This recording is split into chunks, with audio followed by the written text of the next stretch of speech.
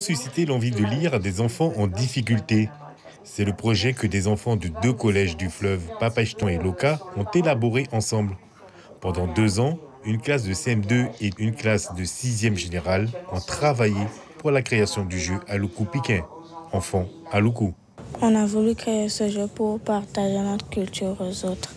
Le concept de ce jeu, c'est d'aller trouver le trésor et de un peu parler d'autre chose. Ils vont te poser un peu des questions de couleurs. Et il y a des trucs qui sont écrits en aluku, parfois en français. L'idée est née d'une collaboration avec une enseignante de l'école primaire de Loka. Le manque d'outils pédagogiques adaptés au contexte local a poussé à cette création de ce jeu. Ce projet a 3 objectifs. Améliorer la compréhension de l'écrit, mise en valeur de la culture locale, l'aspect artistique et culturel. B, technique de pêche. C, un bout de tissu. Technique de pêche. Bravo. On va continuer. Ce jeu a été entièrement fait par les élèves. On est parti un petit peu du principe du jeu de loi, mais les enfants ont recréé des règles, se sont appropriés les règles. Les CM2 travaillaient dessus, ensuite les 6e reprenaient et rebondissaient sur ces règles, les peaufinaient, les amélioraient, les modifiaient un petit peu. Et nous avons fait intervenir donc différents artistes. Monsieur Chapa Franz, qui est un artiste tembéman local. Donc tous les tembés ont été faits par les enfants eux-mêmes avec cet artiste.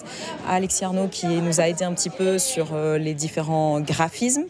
Et l'association CASLab, que nous remercions encore, qui sont intervenus au niveau de l'impression 3D, puisque toutes les pièces du jeu ont été également faites par les enfants eux-mêmes.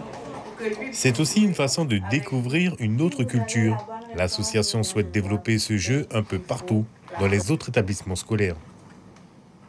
C'est le but surtout de l'association, et je crois qu'on doit travailler de nouveau ensemble pour pouvoir poursuivre et à la survie de ce jeu. C'est pas le tout de... Il y a 10 prototypes, maintenant il faudra vraiment mettre ça dans des boîtes bien comme il faut, afin de le mettre dans toutes les écoles de Guyane. Pour la réalisation de cet outil, l'association a fait appel à différents artistes de la place.